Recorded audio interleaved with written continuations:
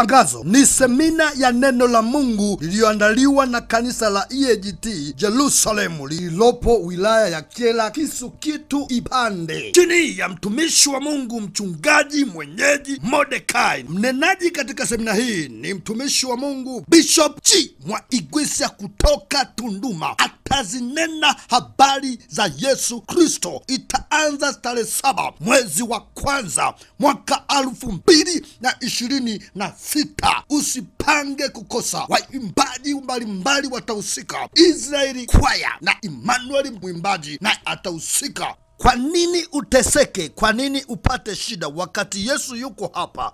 Njoo katika semina hii. Ni siku 6 za kujifunza neno la Mungu na kuombewa. Wagonjwa na wenye shida mbalimbali wataombewa bure. Kumbuka ni Kisukitu, Ipande, manake ni mji wetu wa Ipande. Umejiliwa na Bwana. Mwaka 2026 ni mwaka wa mafanikio yako na ukombozi wako. Fika mapema saa 9:30 alasiri na Mungu atakubariki. Asante.